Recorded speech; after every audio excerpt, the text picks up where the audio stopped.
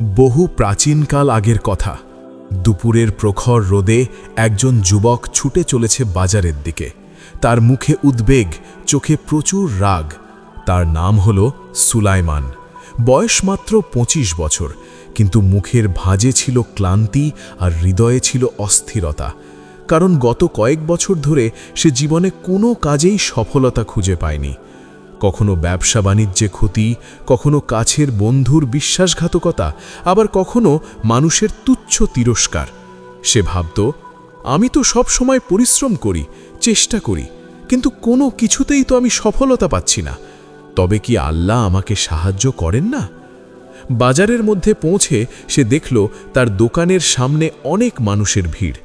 গতরাতে ঝড়ের জন্য দোকানের ছাউনি ভেঙে পড়েছে, পণ্যের ক্ষতি হয়েছে, আর এই জন্যই মানুষ তার দোকানের সামনে ভিড় করেছেন। এক লোক বলল, সুলাইমান, হয়তো তোমার ভাগ্যেই লেখা আছে এই রকম ব্যর্থতা। অপর একজন বলল, রাগ কমাও ভাই, তা না হলে এবার দোকান না, তোমার মাথা ভেঙে যাবে। সুলাইমানের মুখ লাল হয়ে উঠল। সে গর্জে উঠল, তোমরা কি জানো আমার কষ্টটা কেমন? আমি সারা রাত জেগে কাজ করি, আর তোমরা ঠাট্টা করছো আমার এই অবস্থা দেখে। সুলাইমানের কণ্ঠ এত জোরালো হয়ে উঠল যে আশপাশের মানুষ চলে যেতে লাগল। কেউ হাসতে হাসতে চলে গেল, কেউ মাথা নেড়ে চলে গেল, কিন্তু কেউ তাকে কোনো রকম সান্ত্বনা দিল না। অন্যদিকে বাজারের শেষ প্রান্তে বসেছিলেন এক দরবেশ। সাদা লম্বা দাড়ি, মুখে প্রশান্ত নূর, হাতে কাঠের লাঠি। তিনি বাজারে এসে কিছু বিক্রয়ও করতেন না এবং কিছু ক্রয়ও করতেন না। শুধু বসে বসে নীরবে মানুষদের দেখতেন, যেন তিনি তাদের অন্তরের ভেতরটা পড়তে পারেন। তিনি সুলাইমানকে কিছুক্ষণ নীরবে লক্ষ্য করলেন। যখন সুলাইমান চিৎকার করতে করতে ক্লান্ত হয়ে পড়ল, তখন দরবেশ ধীরে ধীরে তার কাছে এগিয়ে গেলেন। তিনি বললেন, তুমি এত রাগ করছো বাছা? সুলাইমান বলল, আমার সঙ্গে অন্যায় হচ্ছে। আমি যদি কিছু না বলি তাহলে কিভাবে নিজের অধিকার রক্ষা করব? দরবেশ মৃদু হেসে বললেন, বাবা, সব অধিকার জোরে চাওয়া লাগে না। কখনো কখনো চুপ থাকাই হলো সবচেয়ে বড় প্রতিরোধ। এটা শুনে সুলাইমান বিরক্ত হয়ে বলল, চুপ থাকলে তো কেউ জানবেই না যে আমার সাথে অন্যায় হচ্ছে। অতঃপর দরবেশ বললেন, আল্লাহ সব কিছুই জানেন। যখন সবাই চুপ থাকে তখনও আল্লাহ শুনছেন। মানুষ তোমার কথা শোনে না, তখন চুপ থেকেও আল্লাহর সঙ্গে কথা বলা যায়। কিন্তু সুলাইমান দরবেশের কথা কিছুই বুঝতে পারল না। সে চুপচাপ দাঁড়িয়ে রইল। কিন্তু দরবেশের মুখের কথা তার মনকে কিছুটা নাড়া দিল। দরবেশ বলল, তুমি অনেক কথা বলেছ জীবনে, এখন একবার চেষ্টা করে দেখো চুপ থেকে কি হয়। তুমি আল্লাহর সামনে চুপ থাকো আর দেখো কিভাবে তিনি তোমার হয়ে কথা বলেন। সেদিন রাতে সুলাইমান প্রথমবার কোনো চিৎকার ছাড়াই শুয়ে পড়ল। সে আকাশের দিকে তাকিয়ে বলল, হে আল্লাহ, আমি আজ চুপ থাকলাম, এখন তোমাকেই বলতে হবে আজ থেকে আমার হয়ে। তার মনে এক অদ্ভুত শক্তি জন্ম নিল, একটি বিশ্বাস যা আগে কখনো এর আগে অনুভব করেনি। পরের দিন সকালে সুলাইমান সেই দরবেশকে খুঁজতে বেরোল, এই ভেবে যে হয়তো এই নীরবতার রহস্য তার মধ্যেই কিছু আছে যা আমি জানি না। হয়তো এই চুপ থাকাই সফলতার প্রথম ধাপ। সুলাইমান দেখল দূরে নদীর ধারে একাকী বসে আছেন সেই দরবেশ।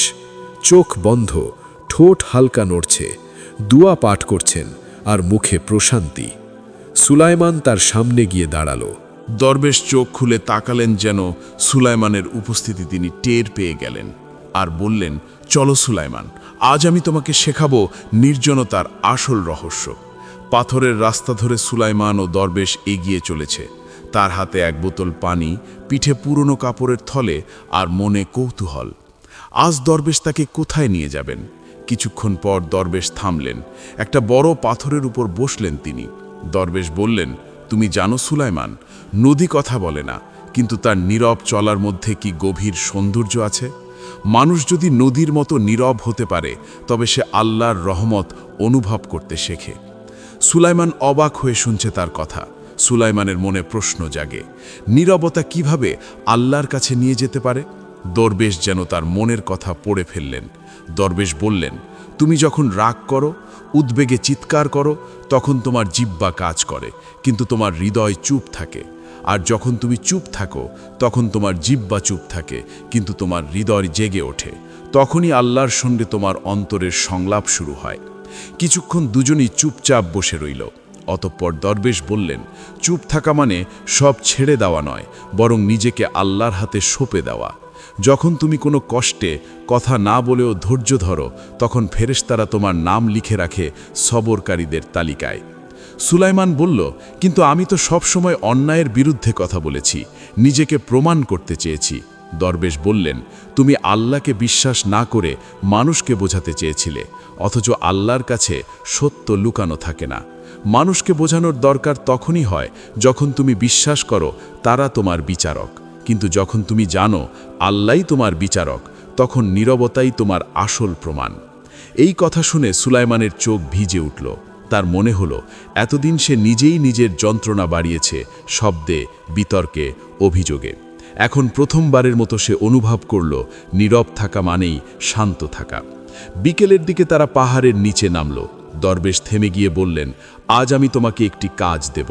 কাজটা হলো 3 দিন তুমি কারো সঙ্গে তর্ক করবে না, কেউ অপমান করলেও চুপ থাকবে, শুধু রাতে আল্লাহর কাছে বলবে, হে আল্লাহ, হে আমার প্রভু, তুমি জানো। তারপর দেখো তোমার ভেতরে কি পরিবর্তন আসে। সুলাইমান মনে মনে বলল, আমি তো এতদিন নিজের মতো থেকে এক মুহূর্ত চুপ থাকতে পারিনি, 3 দিন কিভাবে চুপ থাকব। তারপরেও সুলাইমান বলল, আমি চেষ্টা করব হুজুর। দরবেশ মাথা নেড়ে বললেন, চেষ্টা নয়, ইখলাস চাই। মনে রেখো, মানুষ যখন চুপ থেকে আল্লাহর কাছে চায়, তখন আল্লাহ এমনভাবে দরজা খুলে দেন যা মানুষ কখনো কল্পনাও করতে পারে না। রাত নেমে এলো। সুলাইমান নিজের ঘরে ফিরে এলো। সে আজ কারো সাথে কোনো তর্ক করেনি, কারো কথায় রাগ করেনি। তবে মনে হচ্ছে যে তার ভেতরে এক শান্তি জন্ম নিচ্ছে। সে হাত তুলে দোয়া করল, হে আল্লাহ, আমি আজ কিছু বলিনি, কিন্তু তুমি শুনেছ আমার নীরব প্রার্থনা। আমাকে শেখাও এমন চুপ থাকা যেখানে তোমার ভালোবাসা আছে।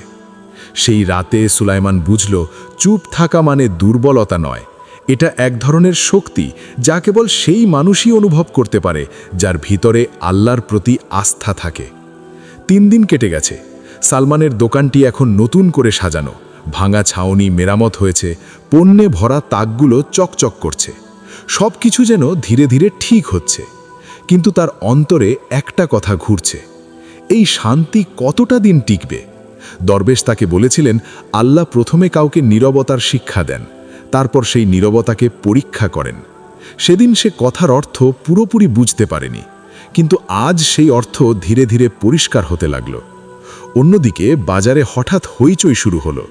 এক ব্যক্তি, নাম যার করিম, সে দৌড়ে এসে চিৎকার করছে, আমার স্বর্ণের থলি হারিয়ে গেছে, কেউ নিয়ে গেছে।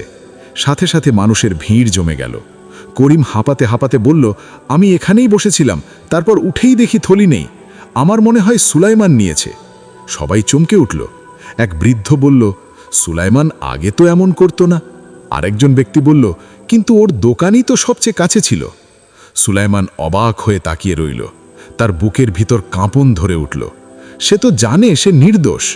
সে চাইল চিৎকার করে বলতে, আমি করিনি, তোমরা অন্যায় করছো, আমি নির্দোষ। কিন্তু দরবেশের সেই কথা মনে পড়ে গেল, চুপ থাকো, আল্লাহ তোমার হয়ে কথা বলবেন। তার ঠোঁট কেঁপে উঠল, কিন্তু সে কিছু বলল না, শুধু মাথা নিচু করে দাঁড়িয়ে রইল। মানুষের চোখে সুলাইমানের আচরণ সন্দেহ সৃষ্টি করল। কেউ বলছে ও নিশ্চয়ই করেছে, কেউ আবার বলল না, হয়তো ভুল হচ্ছে। কিন্তু পরিস্থিতি খারাপের দিকেই যেতে লাগল। করিম প্রচুর রাগান্বিত হয়ে বলে ওঠে, আমি বাজার প্রধানকে জানাবো, সে তোমাকে শাস্তি দেবে। সুলাইমান তখনও চুপ হয়ে দাঁড়িয়ে রইল। শুধু তার চোখে শান্তি ও ভয় মিশ্র এক দৃঢ়তা, যেন সে কোনো অদৃশ্য শক্তির উপর ভরসা রাখছে।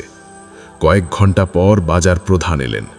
সে উঁচু গলায় বলল, সুলাইমান, তোমার বিরুদ্ধে অভিযোগ এসেছে, বলো, তুমি কি স্বর্ণের থলিটা নিয়েছ? সবাই নিঃশব্দ হয়ে দাঁড়িয়ে আছে। সুলাইমান একবার আকাশের দিকে তাকালো, তারপর শান্ত কণ্ঠে বলল, আল্লাহ জানেন আমি এই কাজ করিনি। তার কণ্ঠে এমন দৃঢ়তা ছিল যে মুহূর্তেই আশেপাশের ফিসফিসানি থেমে গেল।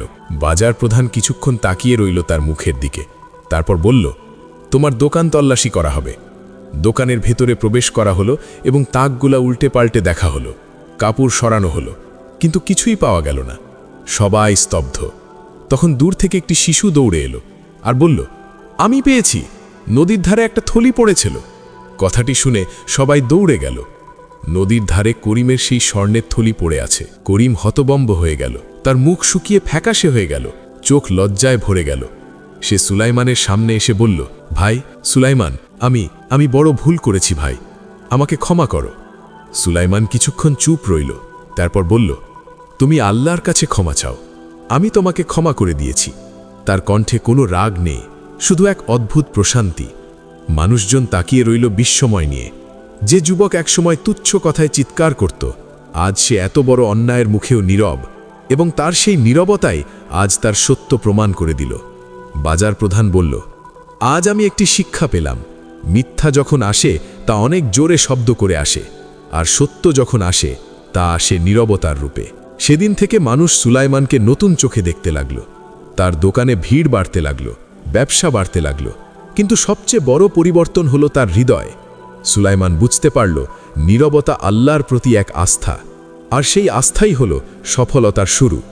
সন্ধ্যায় সুলাইমান আবার দরবেশের কাছে গেল। দরবেশ তখন পাহাড়ের নিচে বসেছিলেন।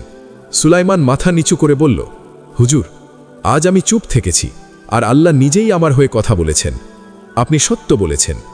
দরবেশ চোখ বন্ধ করে বললেন, দেখলে বাবা, যখন মানুষ নিজের জিহ্বাকে থামিয়ে দেয় তখন আল্লাহ তার দয়া দিয়ে কথা বলেন। তিনি আরও বললেন, আজ তুমি জয়ী হয়েছ, মানুষের চোখে নয়, নিজের নফসের বিরুদ্ধে। সুলাইমান নীরবে বলল, আমি বুঝেছি এখন, চুপ থাকা মানে হেরে যাওয়া নয়, চুপ থাকা মানে আল্লাহর হাতে নিজের যুদ্ধ তুলে দেওয়া। আগে আমি রাগ করতাম আর হেরে যেতাম, এখন আমি ধৈর্য ধারণ করি আর জয় লাভ করি।